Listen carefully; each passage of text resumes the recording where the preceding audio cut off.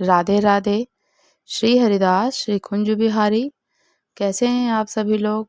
I hope Kanha ji की कृपा से आप सभी लोग अच्छे होंगे और स्वस्थ होंगे।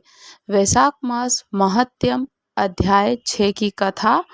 वैशाख महात्म्य के प्रसंग में राजा महिरथ की कथा और यम ब्राह्मण संवाद का उपसंहार। यमराज कहते हैं, ब्राह्मण, पूर्व काल की बात है। महिरथ नाम से विख्यात एक राजा थे। उन्हें अपने पूर्व जन्म के पुण्यों के फलस्वरूप प्रचुर ऐश्वर्य और संपत्ति प्राप्त हुई थी।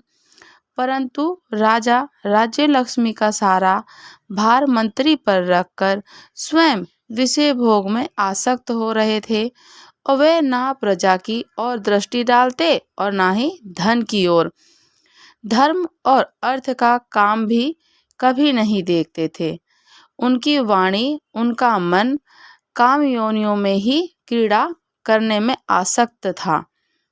और राजा के पुरोहित का नाम कश्यप था।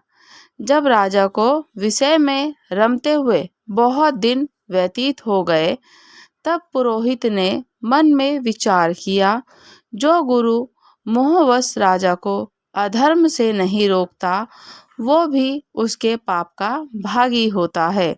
यदि समझाने पर राजा अपने पुरोहित के वचनों की अवहेलना करता है, तो पुरोहित निर्दोष हो जाता है। उस दशा में राजा ही सारे दोषी का भागी होता है। ये सोचकर उन्होंने राजा से धर्म के अनुकूल वचन कहा। कश्यप जी बोले, राजन, मैं तुम्हारा गुरु हूँ, अतः धर्म और अर्थ से युक्त मेरे वचनों को सुनो।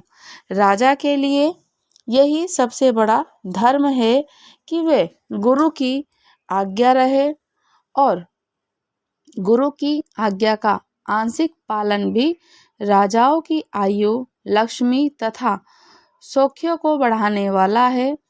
तुमने दान के द्वारा कभी ब्राह्मण को तृप्त नहीं किया, भगवान श्री विष्णु जी की आराधना नहीं की, कोई व्रत, तपस्या, तीर्थ भी नहीं किया।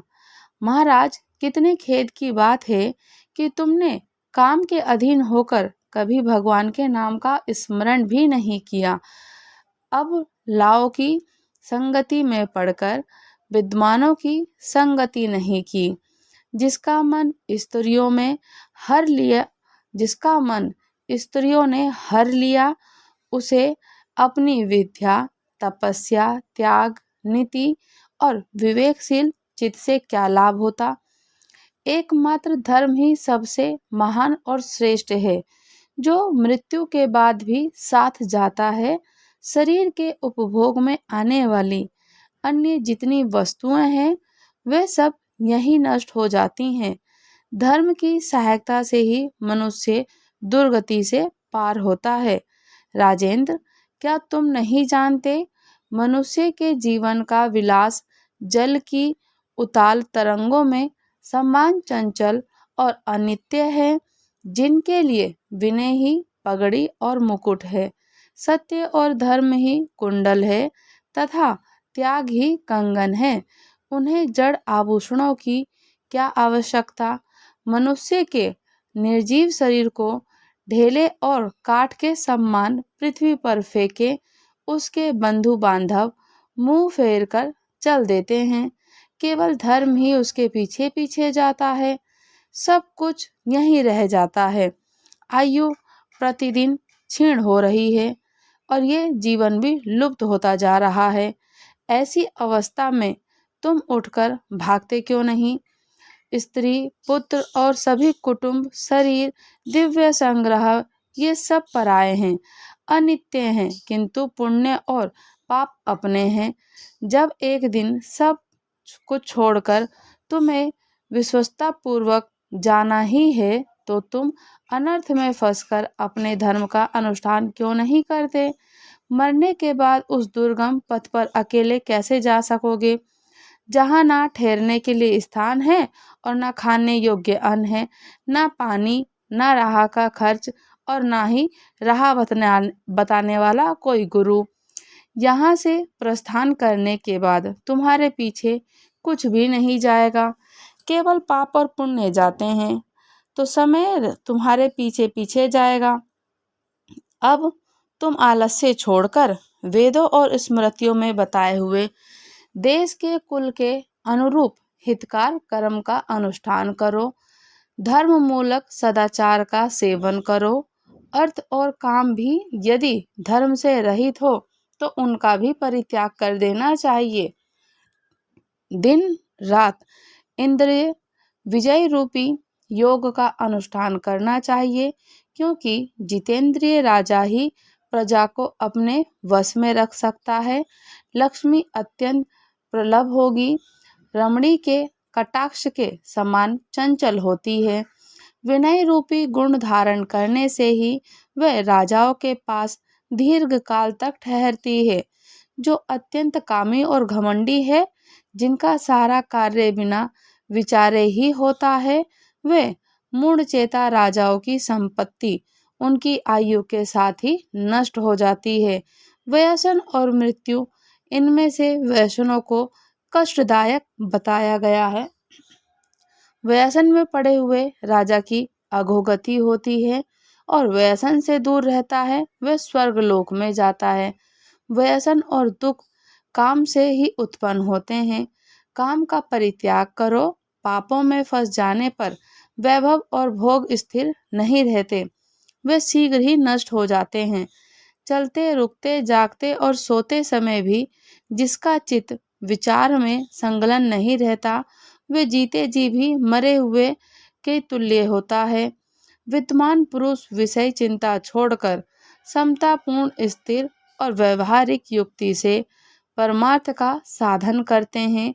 जीव का चित्त बालक की भांति चपल होता है और उससे बलपूर्वक काम लेना चाहिए।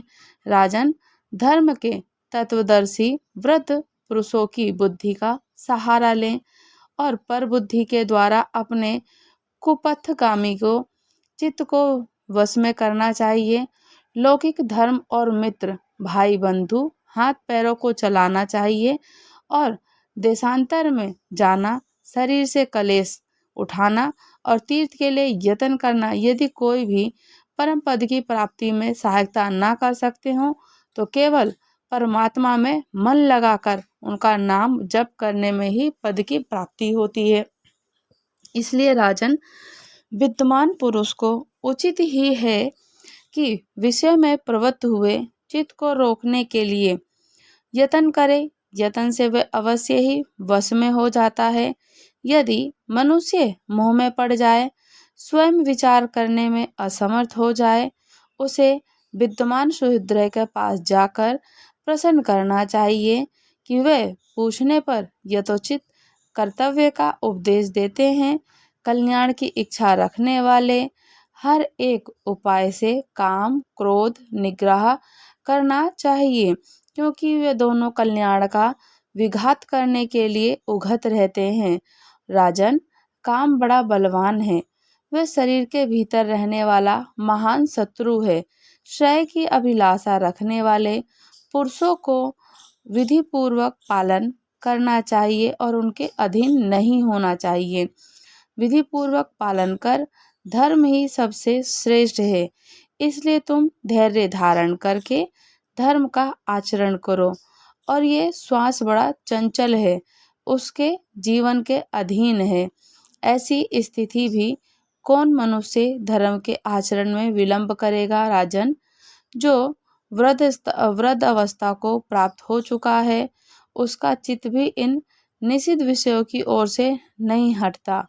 हाय, कितने शोक की बात है। पृथ्वीनाथ, इस काम के मोह में पड़कर तुम्हारी सारी उम्र व्यर्थ बीत गई। अब भी तो अपने हित साधन में लगो। राजन, तुम्हारे लिए सर्वोत्तम हित की बात कहता हूँ, क्योंकि मैं तुम्हारा पुरोहित और तुम्हारे भले और बुरे कर्मों का भागी हूँ। हे मुनीश्वरों ने ब्रह्म हत्या, सुरापान, चोरी, गुरु पत्नी गमन और महापातक बताए हैं। उनमें से मनुष्य के द्वारा मन वाणी और शरीर से भी किए हुए जो पाप हैं, उन्हें वैशाख मास में नष्ट कर देता है। जैसे सूर्य अंधकार का नाश करता है, उसी प्रकार वैशाख मास पाप रूपी महान अंधकार को सर्वथा नष्ट कर डालता है। इसलिए तुम विधि पूर्वक वैशाख व्रत का पालन करो राजन।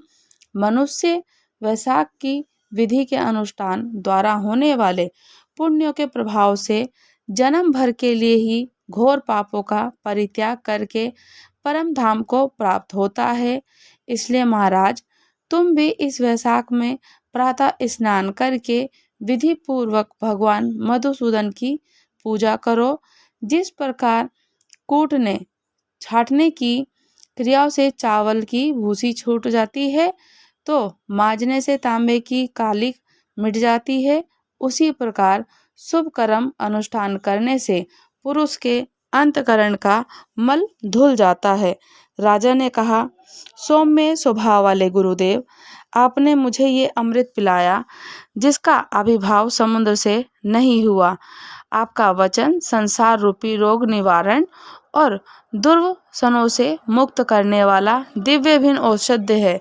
आपने कृपा करके मुझे आज ये औषधि का पान कराया। हे विप्रवर, सतगुरु पुरुष और सत्पुरुषों का समागम मनुष्य को हर्ष प्रदान करने वाली और उनके पापों को दूर भगाने वाली, जरा मृत्यु का अपहरण करने वाली संजीवनी बूटी है।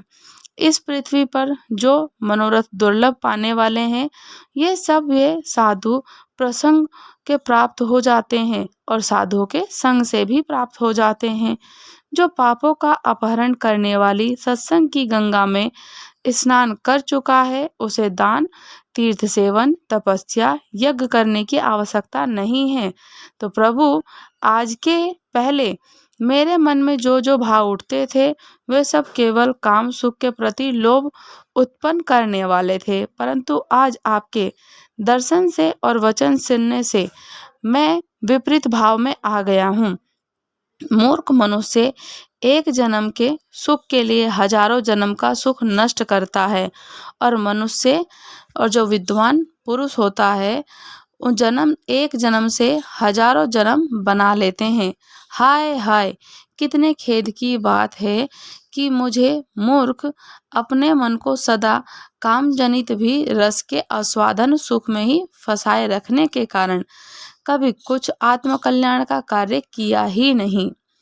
मेरे मन को कैसा मोह, जिससे मैंने स्त्रियों के फेर में पड़कर अपने आत्मा को घोर विपत्ति में डाल दिया, जिसका भविष्य अत्यंत दुखमय और जिससे पार पाना बहुत कठिन है।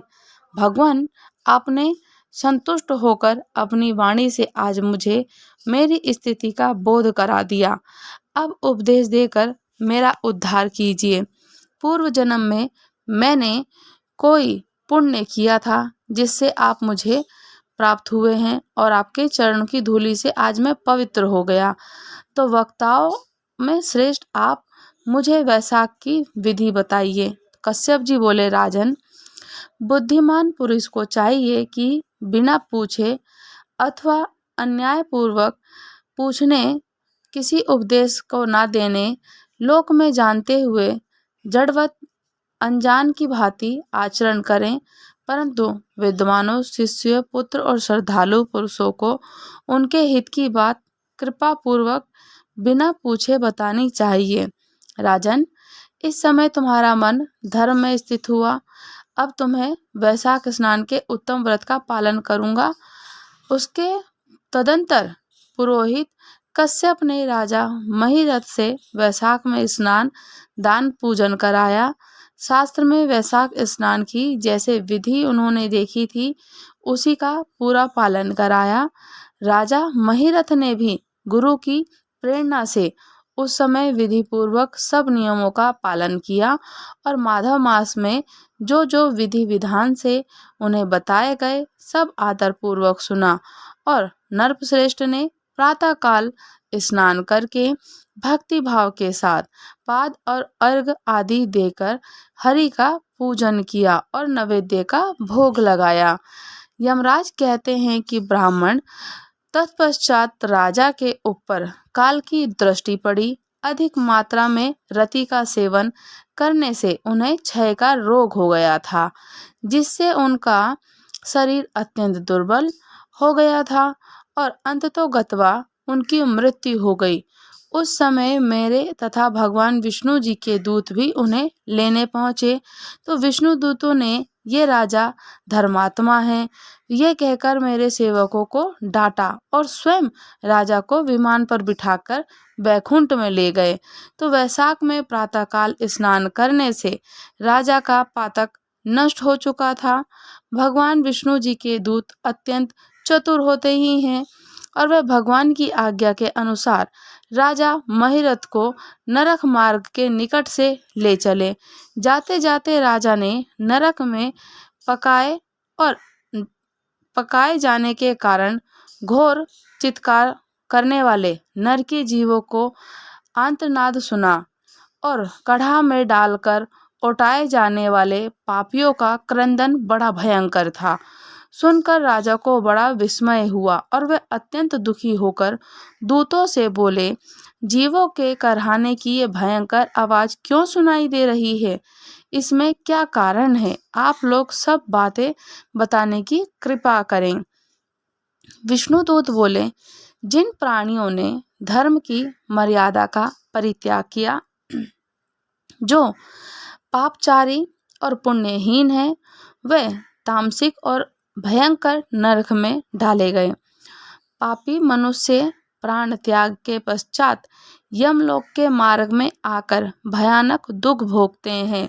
यमराज के भयंकर दूत उन्हें इधर उधर घसीटते हैं और अंधकार में गिर पड़ते हैं।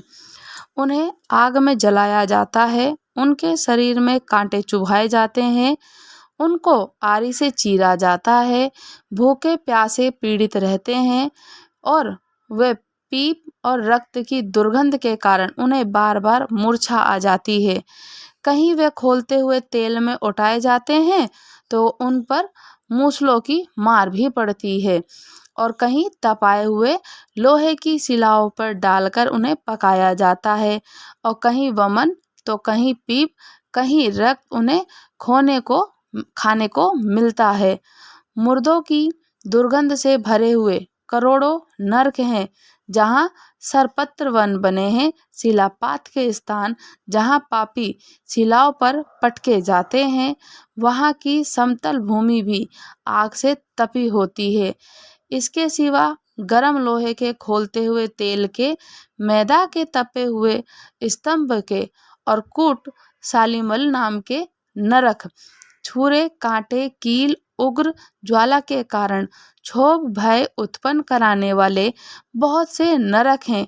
कहीं तपी हुई वैतरणी नदी है तो कहीं पीप से भरे हुए अनेकों कुंड हैं और इसमें अनेक अनेक प्रकार के पापियों का डाला जाता है और उसी के साथ उन्हें नरक में ऐसे जल के रूप में वहाँ के पत्ते तलवार की धार के समान तीखे हैं। इसी से उन्हें 80 पत्रवन कहते हैं और वहां प्रवेश करते ही नर नारियों के शरीर कटने और छिलने लगते हैं। कितने ही नरक घोर अंधकार आग की लपटों के कारण अत्यंत दारुण प्रतीत होते हैं। बार बार यातनाएं भोगने के कारण पापी जीव अनेक प्रकार के स्वरों में रोते और विलाप करते हैं। राजन, इस प्रकार ये शास्त्र विरुद्ध कर्म करने वाले पापी जीव कराहते हुए नरक की यातना का कष्ट भोग रहे हैं। उन्हीं का ये क्रंदन हो रहा है। सभी प्राणियों को अपने पूर्वकृत कर्मों का भोग भोगना ही पड़ता है। पराई स्त्रियों का संग प्रसन्नता के लिए किया जाता है, किंतु वास्तव में वह दुख ही देने वाला होता है। 2 घड़ी तक किया हुआ विषय सुख का आस्वादन अनेक कल्पों तक दुख देने वाला होता है और 2 घड़ी तक किया हुआ विषय सुख का स्वादन कल्पों तक दुख देने वाला। राजेंद्र, तुमने वैशाख में प्रातःकाल स्नान किया, उसकी विधि का पालन करने से तुम्हारा शरीर पावन बन गया। उससे छूटकर बहने वाली वायु का स्पर्श पाकर ये क्षण भर के लिए सुखी हो गए। तुम्हारे तेज से इन्हें बड़ी तृप्ति मिल रही है, इसी से ये नरवर्ती जीव का रहना छोड़कर चुप हो गए हैं। और पुण्य वनों का नाम भी यदि सुना या उच्चारण किया जाए तो उसका सुख का साधक होता है। उसे छूकर चलने वाली वायु भी शरीर में लगने पर बड़ा सुख देती है। यमराज कहते हैं, करुणा के सागर राजा महिरथ अद्भुत कर्म करने वाले भगवान श्री विष्णु जी के दूतों की उपयुक्त बात सुनकर द्रवित हो उठे। निश्चय ही साधु पुरुषों का हृदय मक्खन के समान होता है। जैसे नवनीत आग की आंच पर पाकर पिघल जाता है, तो उसी प्रकार साधु पुरुषों का हृदय भी दूसरे के संताप से संतप्त हो जाता है और द्रवित हो उठता है। तो उस समय राजा ने दूतों से कहा। राजा बोले, इन्हें देखकर मुझे बड़ी व्यथा हो रही है। मैं इन व्यथित प्राणियों को छोड़कर जाना नहीं चाहता। मेरी समझ में सबसे बड़ा पापी वही है जो समर्थ होते हुए वेदनाग्रस्त जीवों का शोक दूर ना कर सके।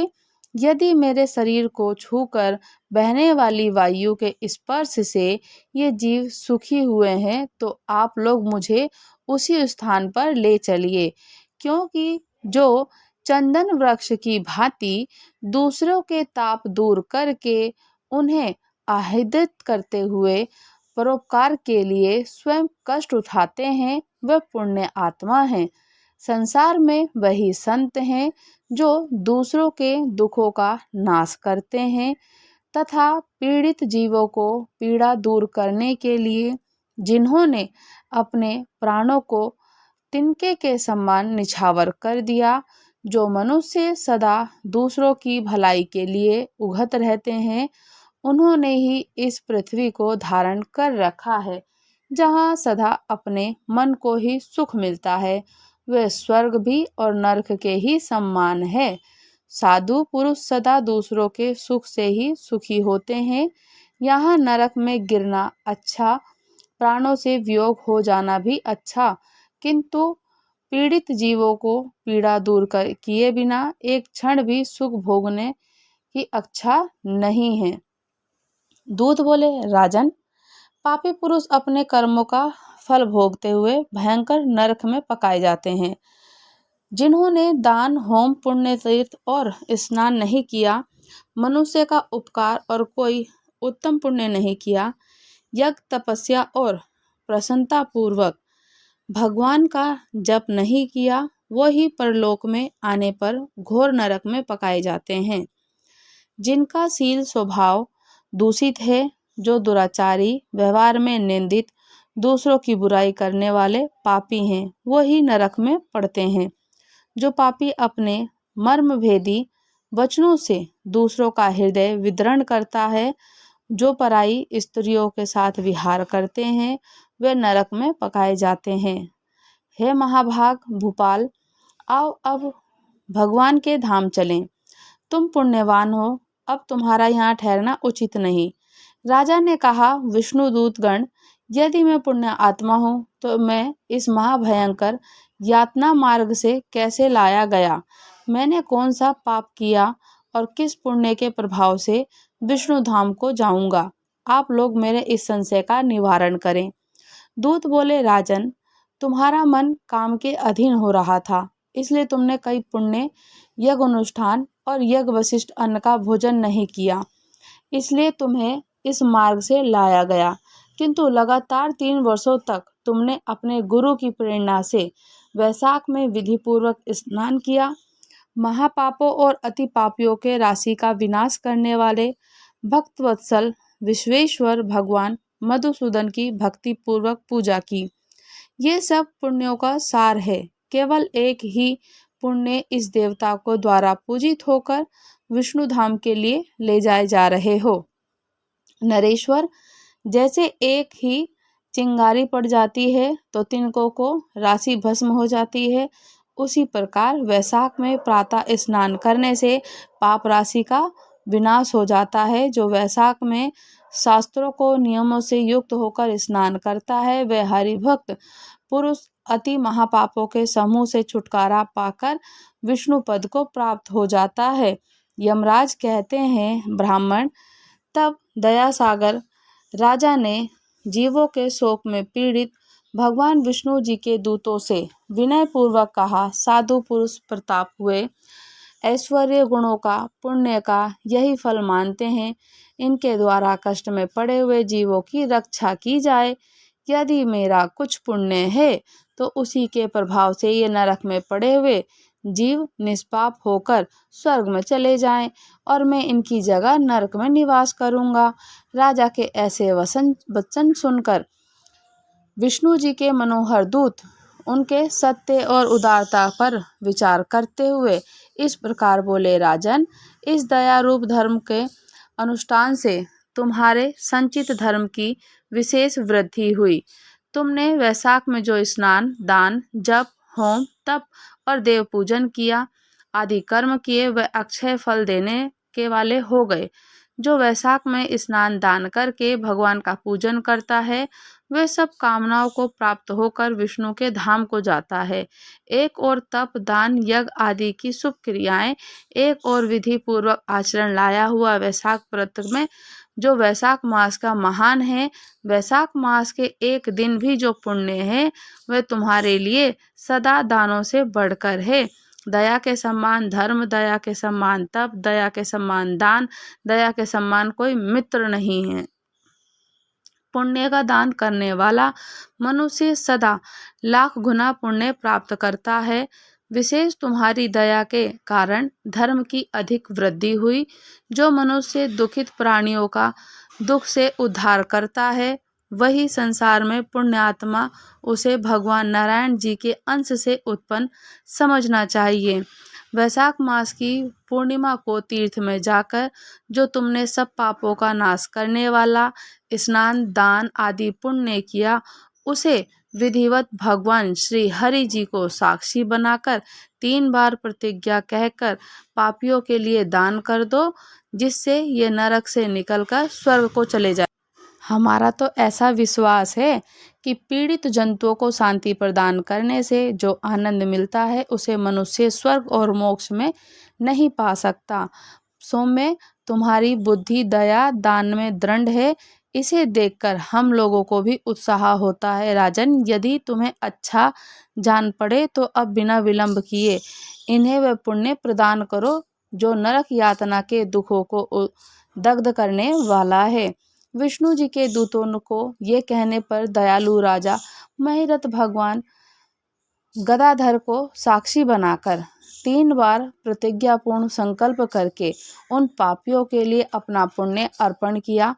वैशाख के एक दिन का पुण्य दान करने पर जो सभी जीव यम यातना के दुख से मुक्त हो गए।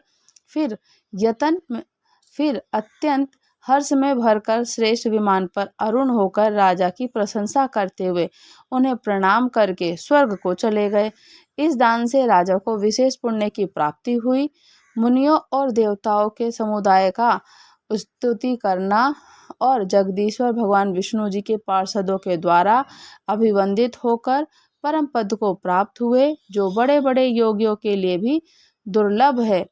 हे द्विजेश्वर, ये वैशाख और पूर्णिमा कुछ महात्म्य यहाँ थोड़े में बतलाया गया। ये धन, यश, आयु, परम कल्याण प्रदान करने वाला इतना ही नहीं, इसे स्वर्ग और लक्ष्मी जी की प्राप्ति होती है। ये प्रशंसनीय महात्म्य और अंतकरणों को शुद्ध करने वाला, पापों को धो डालने वाला माधव मास और महात्म्य भगवान माधव जी को अत्यंत प्रिय है। राजा महिरथ जी का चरित्र और हम दोनों मनोरम संवाद सुनते हुए पढ़ने से, विधि पूर्वक अनुमोदन करने से मनुष्य को भगवान की भक्ति प्राप्त होती है, जिससे समस्त कलेशों का नाश हो जाता है। सूत जी कहते हैं, धर्मराज की ये बात सुनकर वह ब्राह्मण उन्हें प्रणाम करके चला गया। उनसे भूतल पर प्रतिवर्ष स्वयं तो वैशाख स्नान की विधि का पालन किया ही और दूसरे से भी कराया। ये ब्राह्मण और यम का संवाद मैंने आप लोगों से वैशाख मास के पुण्यमय स्नान के प्रसंग में सुनाया है। जो एकचित्त होकर वैशाख मास महात्म्य को श्रवण करता है वह अब सब पापों से मुक्त होकर विष्णु जी के परम पद को प्राप्त हो जाता है। वैशाख मास महत्यम कथा अध्याय 6 की समाप्ति होती है। अगर आप लोग हमारे चैनल पर नए हैं तो चैनल को लाइक कीजिए, शेयर कीजिए और सब्सक्राइब करना बिल्कुल भी ना भूलें। अच्छे अच्छे प्यारे प्यारे से पॉजिटिव वाले कमेंट्स करें, मुझे मोटिवेशन मिलता है। राधे राधे। श्री हरिदास श्री कुंज बिहारी।